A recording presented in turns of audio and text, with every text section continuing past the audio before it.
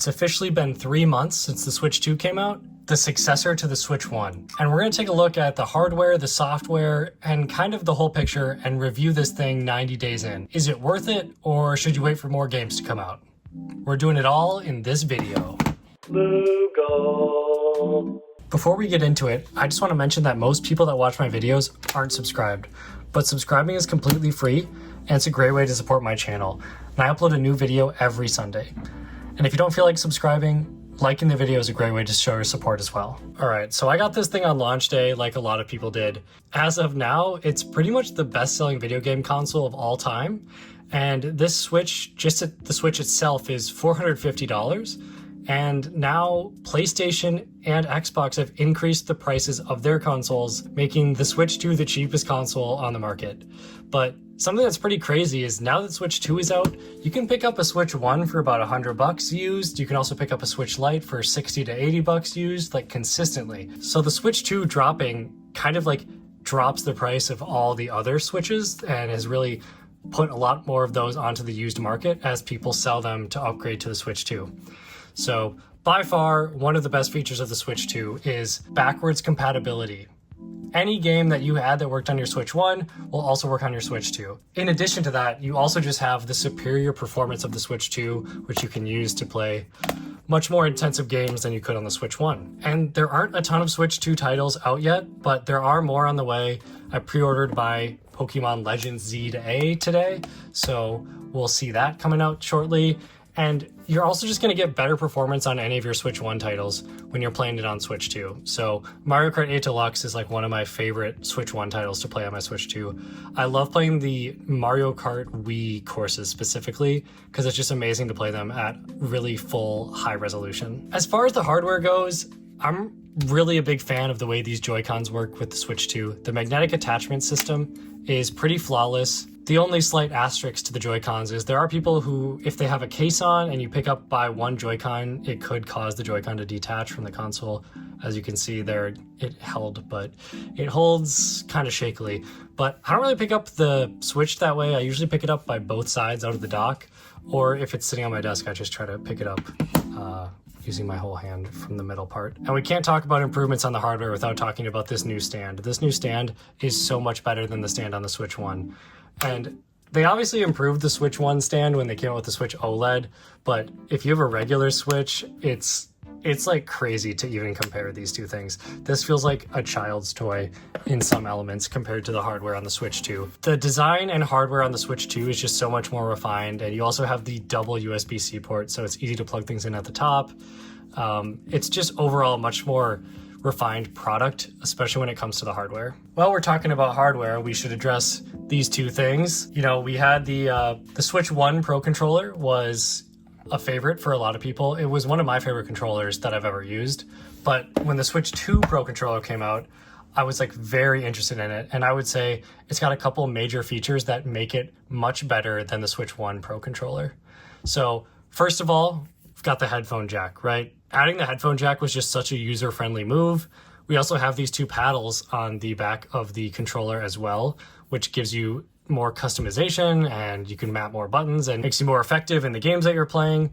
And then something that's like not really talked about, I feel like, is the HD rumble. The HD rumble on the Switch 2 Pro controller, as well as the Switch 2 Joy-Cons, is phenomenal in my opinion.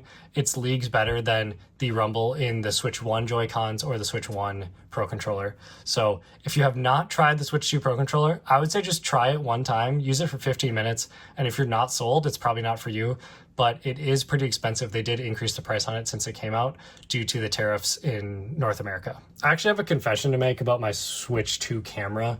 It's, I don't know if you guys can tell, but it's kind of covered in dust, but it's also still in the box. Like I literally haven't opened it. I haven't been compelled to use game chat at all, which I guess is kind of my review of it. I use Discord when I'm communicating with friends to play games, and most of my friends have a PC that we chat on Discord with or phones that we chat on Discord with rather than on the Switch 2 console itself. And honestly, a big deal breaker for me about game chat is that if you say the wrong thing or someone in your vicinity says the wrong thing, it might not even be you, you could get reported and banned, and that would ban my Switch, that would ban my Nintendo account. So it's just really high stakes, and I don't have to do that, so I won't. But I do have Nintendo Switch Online, so I do have game chat free for the first year, but I have not tried it yet, and I haven't really been compelled to try it yet. If you've tested out game chat, let me know what you think down below. Maybe I'll give it a shot. I just don't have a lot of people in my friends list that are using it, and so for that reason, I guess I haven't really been compelled to use it. The final hardware thing that is probably the #1 selling point for the Switch 2 is this screen. This screen is 120 Hertz, 1080p, and it is amazing. Games like Hollow Knight, Silksong, or any game that easily maintains 120 FPS feels like so smooth on this display, and it just looks amazing, and it gets really bright. I've used it outside, I've used it inside. I highly recommend it. I've been bringing it out by the bonfires at night. I've brought it out after my work in the summertime, just play it out in the backyard. And I can't recommend this screen enough. I mean, this screen compared to the screen on the Switch 1 is a night and day difference. You kind of have to check it out in person to be able to tell, but I guess that's the #1 thing that I love about the Switch 1 hardware. Now, if we're talking Switch 2 software, I don't know if I have like a real review of it, because Switch 2 software is pretty much the same as Switch 1 software. There's a couple key features. I mean, one that I use all the time is this battery feature. Probably my favorite feature of the Switch 2 is I use the stop charging around 90% option. So if you ever watch my videos, you'll almost never see my Switch above 90% because I'm trying to maintain the battery life of my Switch for a long life. So it's a great option to keep it at that when you're just trying to play it in docked mode most of the time with very little mobility. But if I'm going for a big trip or something, I'll usually turn that feature off the night before or a few days before, just so that it's fully charged when I leave. But I really like bringing this on the road with me, and I like playing Minecraft on it. I'm a big Minecraft fan, and I'm a big Mario Kart fan, but I've been playing those primarily. But the #1 game I would love to see come out on this console is Animal Crossing New Horizons. Well, I guess not Animal Crossing New Horizons, but a successor to Animal Crossing New Horizons. So Animal Crossing is one of my favorite games, and I would love a new game with like more depth and more content. I don't know if we'll ever see that. Sometimes it feels impossible, but that would I think that would get me and a lot of people to get a Switch 2. So I'm obviously pretty sold on it at this point, so it's not really necessary, but I would love to see Animal Crossing come out in 2026 or 2027 or something like that. I guess we'll see what happens, but we could even see like a special edition Switch for that. So maybe it's going to be slated for down the line. I don't know when the first Nintendo Switch special edition will come out, and we'll just see what happens with that and if it sells or not. But maybe I'll be compelled to get the Animal Crossing Switch, depending on how good it is or how soon it comes out after this one. If that happens, I'd probably sell this one or gift it to someone I know, or who knows.